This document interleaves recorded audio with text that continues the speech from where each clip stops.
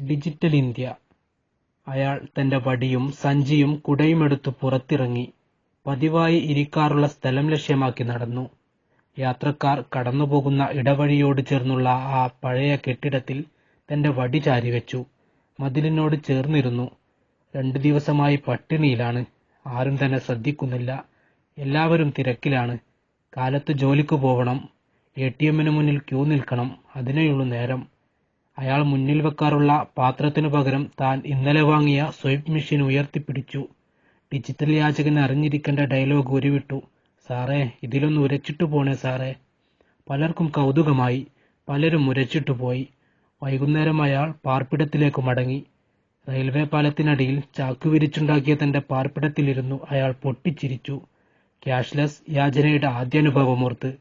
വീട്ടിലെങ്കിലും അയാളും ഡിജിറ്റൽ ഇന്ത്യയുടെ ഭാഗമായി കഴിഞ്ഞിരുന്നു. സ്വൈപ്പ് മെഷീനിൽ തന്റെ കളക്ഷൻ കണക്കുകൂട്ടിയ ശേഷം അയാൾ ഡിന്നർ ഓൺലൈൻ വഴി ഓർഡർ ചെയ്ത് കാത്തിരുന്നു. പുതുമയുള്ളത് പുതുമയോടെ കേൾക്കാൻ സബ്സ്ക്രൈബ് ചെയ്യൂ. മീഡിയ.